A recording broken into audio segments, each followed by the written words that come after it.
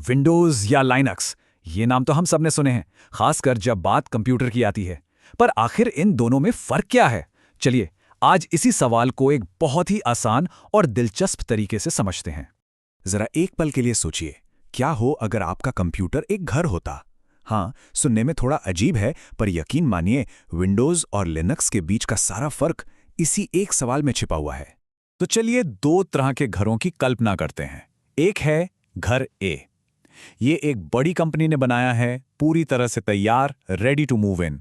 आप बस इसमें रहना शुरू कर सकते हैं, लेकिन एक शर्त है, आप इसकी दीवारों को हिला नहीं सकते, कमरों को छोटा बड़ा नहीं कर सकते।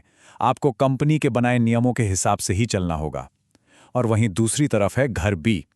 ये पूरा घर नहीं है, बल्कि सिर्फ एक नक्शा है, एक ब्लूप्रिंट। और सबसे मजेदार बात यह है कि ये ब्लूप्रिंट सबके लिए खुला है। आप चाहें तो इसमें एक और मंजिल जोड़ दें, चाहें तो किचन की जगह बदल दें, या फिर पूरा का पूरा डिजाइन ही नया बना लें। आजादी पूरी है। तो अब तक शायद आप समझ ही गए होंगे, ये जो घर ए है वो है माइक्रोसॉफ्ट विंडोज, और घर बी वो है लाइनक्स। दोनों का मकसद तो एक ही है, हमारे डिजिटल कामों के लिए एक जगह देना। लेकिन एक हमें बना बनाया ढांचा देता है, तो दूसरा हमें अपना ढांचा खुद बनाने की पूरी आज़ादी देता है। तो चलिए अब इस एनालॉजी से आगे बढ़ते हैं और इन डिजिटल घरों के अंदर जाकर देखते हैं कि इनके बुनियादी फर्क असल में हैं क्या। सबसे पहला और सबसे बड़ा फर्क है मालिकाना हक का। विंडोज माइक्रोसॉफ्ट की प्राइवेट प्रॉपर्टी है, मतलब इसका मालिक सिर्फ एक कंपनी है। वही तय करती है कि इसमें क्या बदलाव होंगे, कौन से फीचर्स आएंगे। दूसरी तरफ लिनक्स ओपन सोर्स है, इसका कोई एक मालिक नहीं है। ये दुनिया भर के हजारों डेवलपर्स की एक कम्युनिटी है जो मिलकर इसे बनाती है और लगातार बेहतर करती रहती है। अब बात करते हैं कीमत की। विंडोज इस्तेमाल करने के लिए लाइसेंस खरीदना पड़ता है, जो अक्सर नए कंप्यूटर के साथ ही आ जाता है। लेकिन लिनक्स ये पूरी तरह से मुफ्त है। इसे डाउनलोड करें, इंस्टॉल करें, इस्तेमाल करें, जितने चाहें उतने कंप्यूटर पर, कोई पैसा नहीं लगता। और यहीं से असली कहानी शुरू होती है, कंट्रोल और कस्टमाइजेशन की। विंडोज में आप थोड़ा बहुत रंग रोगन कर सकते हैं, वॉलपेपर बदल सकते हैं, लेकिन जो मेन एक्सपीरियंस है वो माइक्रोसॉफ्ट ने तय कर दिया है। पर लिनक्स में आप लिटरली सब कुछ बदल सकते हैं, हर एक चीज। डेस्कटॉप कैसा दिखेगा, आइकॉन्स कैसे होंगे, मेन्यू कहाँ होंगे, सब कुछ आपके हाथ में है। इसीलिए तो लिनक्स के इतने सारे अलग अलग रूप हैं, जिन्हें डिस्ट्रो कहते हैं, जैसे उबुंटू, मिंट, फेडोरा। तो ठीक है, फर्क तो समझ आ गए। लेकिन अब सवाल यह है कि कौन सा डिजिटल घर चुना जाए, किसके लिए क्या सही है। इसका जवाब इस बात में है कि उस घर में करना क्या है। जरा यहां देखिए, विंडोज कहां राज करता है। आमतौर पर घरों में, ऑफिस में और सबसे जरूरी गेमिंग में, क्योंकि ज्यादातर गेम्स और सॉफ्टवेयर विंडोज के लिए ही बनते हैं।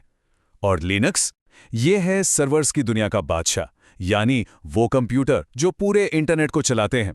ये डेवलपर्स की पहली पसंद है और साइबर सिक्योरिटी एक्सपर्ट्स का भरोसेमंद हथियार।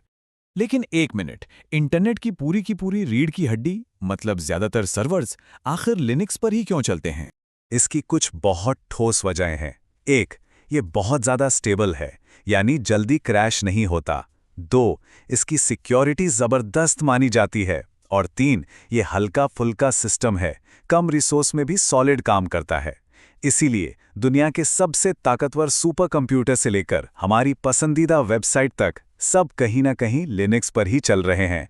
चलो, सर्वर्स और सुपर कंप्यूटर्स की बड़ी बड़ी बातें छोड़ते हैं, एक रोजमर्रा के काम की बात करते हैं।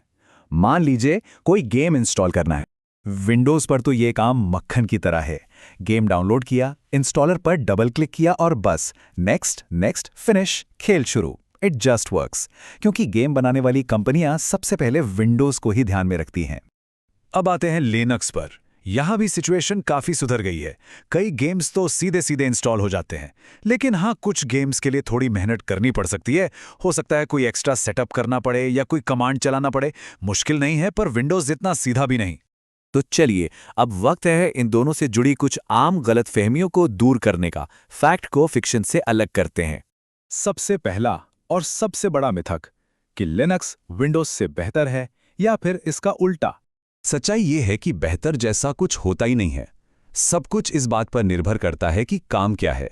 अगर गेमिंग करनी है तो विंडोज का कोई मुकाबला नहीं, लेकिन अगर एक पावरफुल सर्वर चलाना है तो लिनक्स ही किंग है।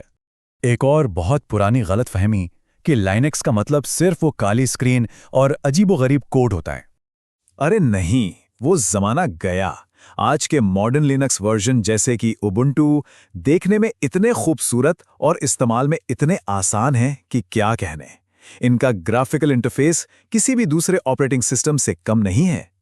और आखिरी मिथक कि लिनक्स तो सिर्फ प्रोग्रामर्स या हैकर्स ही चलाते हैं। ये सच है कि डेवलपर्स इसके दीवाने हैं, लेकिन अब लिनक्स मिंट और ज़ोरेन ओएस जैसे कई बिगनर फ्रेंडली वर्जन आ गए हैं।